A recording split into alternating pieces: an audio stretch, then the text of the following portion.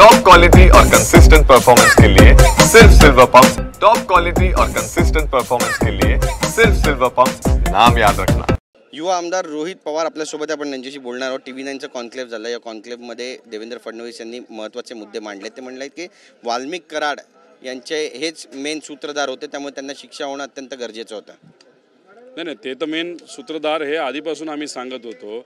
आम्ही अनेक वेळा तो मुद्दा त्या ठिकाणी मांडला। कदाचित इथंच या अधिवेशनामध्येच तो मुद्दा पहिल्यांदा जेव्हा गीते नावाचा आमचा एक कार्यकर्ता होता, त्याच्यावर एक ॲलिगेशन झालं होतं, त्याला अडकवलं गेलं होतं, त्यावेळेस मीच बोललो होतो की वाल्मिक कराड हा मेन सूत्रधार आहे। आणि त्या 6 महिन्यानंतर दुर्दैवी त्या ठिकाणी ती घटना घडली आणि बऱ्याच काही गोष्टी तिथे येणार आहेत। त्यामुळे ठीक आहे, ते सूत्रधार आहेत, पण त्यांना वरदास्त कोणाचा होता हे सुद्धा त्या ठिकाणी आपल्याला बघायला लागेल। कारण कसं असतं की सूत्रधारचा जो घमंड बघितला, तो घमंड हा राजकीय वरदास्ताशिवाय होत नाही। त्यामुळे त्या बाबतीत कुणी त्यांना सपोर्ट केलं हे बघावं। आणि दुसरं आज आमचं म्हणणं आहे की तुम्ही आता मान्य केलं ना वाल्मिक कराड हा सूत्रधार आहे, तर वाल्मिक कराडले असे किती मर्डर केलेत त्याची आणि त्याच्या राक्षसी प्रवृत्तीच्या कार्यकर्त्यांनी हे सुद्धा बघण्याची जरूरत। त्यांची 1500 कोटीची प्रॉपर्टी त्यांची ती जप्त करून दाखवा। पण सगळ्यात महत्त्वाचं म्हणजे यामध्ये वाल्मिक कराड हे धनंजय मुंडे यांचे सगळ्यात जवळचे मानले जात होते आणि धनंजय मुंडे यांना सहआरोपी करा अशी मागणी सुद्धा विरोधकांकडून वारंवार केली जाते। पण यात CIDला कुठलाच पुरावा सापडला नाही असं सुद्धा देवेंद्र फडणवीस आता म्हणतात। एकंदरीतच कसं पाहता याकडे? हे बघा, आता तुम्ही कुठं बैठका झाल्या, कसं झाल्या, तुम्ही CDR बघा, सगळ्या गोष्टी बघा, तुम्हाला बऱ्याच काही गोष्टी कळणार आहेत। आणि हे होत असताना आता पुरावा म्हणजे आता त्यांच्या बंगल्यावर बैठक झाली, आता पुरावा काय पाहिजे त्याला? आता सत्तेत असणारा एक आमदारच त्या बाबतीत बोलत आहे। फडणवीस म्हणतात की CIDने कारवाई केली असती जर धनंजय मुंडे विरोधात पुरावे सापडले असते। मग अजून खोलात जावा ना, तुम्ही खोलात कुठं गेलाय? आत्ता ते मंत्रिपदावरनं ते खाली आलेत, आता त्यानंतर तुम्ही आता खोलात जाल, खोलात गेल्यानंतर तुम्हाला काही गोष्टी कळतील। एकदा मतदारसंघामध्ये गेल्यानंतर, बीडमध्ये गेल्यानंतर तुम्ही जर बघितलं तर असे अनेक मर्डर आहेत। मुंडे नावाचा एक कार्यकर्त्याचा मर्डर तिथं झालेला आहे।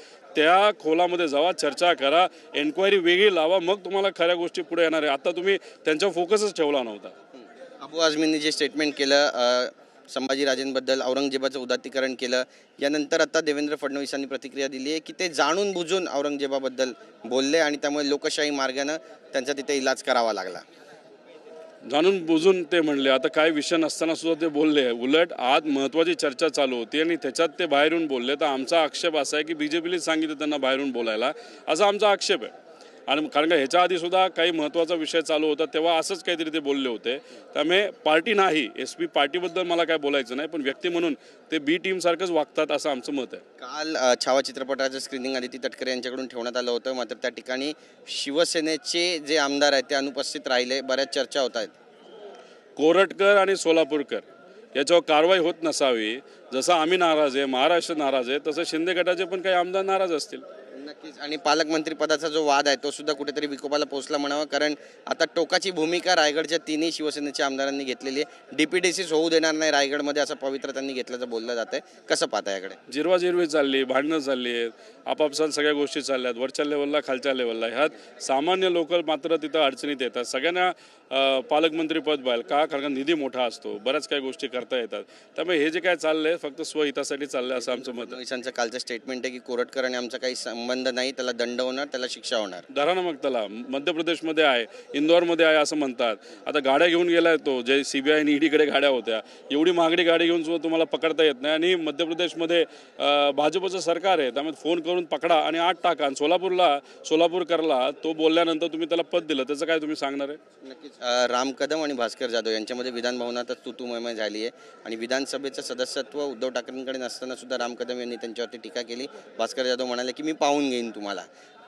कुठेतरी राजकीय संस्कृती जी आहे ती लोप पावते विधानसभेमध्ये, कारण असं कधीही कल्चर राहिलं नव्हतं। याच्यामध्ये कसं आहे की सर्व भाजपचे आमदार आणि मित्रपक्षाचे आमदार त्यांच्या नेत्यांना खुश करण्यासाठी तिथं प्रयत्न करतात। कारण का एक वेगळं डिपार्टमेंट म्हणजे BJPचं तरी वेगळं डिपार्टमेंट आहे जे बघतं की कोण कुठं काय बोललं, कसं बोललं। आणि मग समजा आता तिथं राम कदम असतील, त्यांनी त्या ठिकाणी आक्रमक पद्धतीने देवेंद्र फडणवीस साहेबांची बाजू मांडली आणि तिथं कोणाच्या तरी एका मोठ्या नेत्याचा, विरोधी पक्षाच्या नेत्यांच्या विरोधात बोललं तर त्यांना शाबासकी दिली जाते। म्हणजे असं एक वेगळं मॉडेल हे BJPमध्ये चालू आहे। महेंद्र थोरवे यांनी रायगडच्या पालकमंत्री पदाबद्दल मागणी केली होती की भरत शेठ यांना मिळाला पाहिजे। काल त्यांनी एका सभेमध्ये म्हटलंय की सुतारवाडीचा जो औरंगजेब आहे तो इथेच आहे आणि त्यासोबतच महेंद्र दळवी यांनी म्हटलं होतं की तटकरे यांनी कुठेतरी बालहट्ट सोडायला पाहिजे.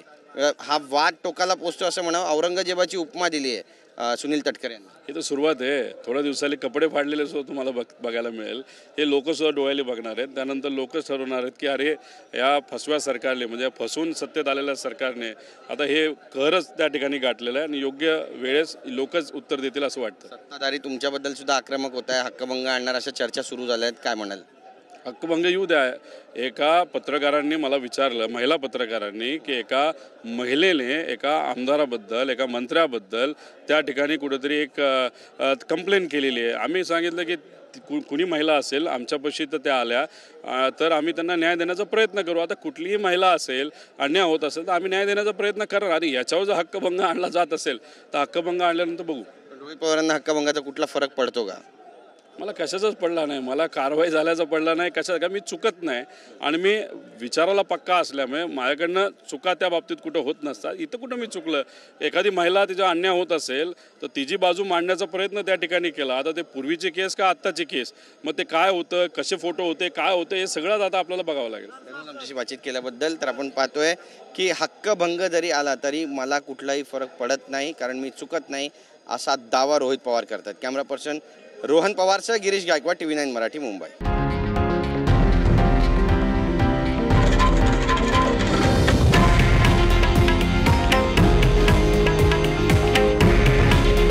हे आहे देशातील नंबर 1 न्यूज नेटवर्क आणि आपण पाहत आहात TV9 मराठी.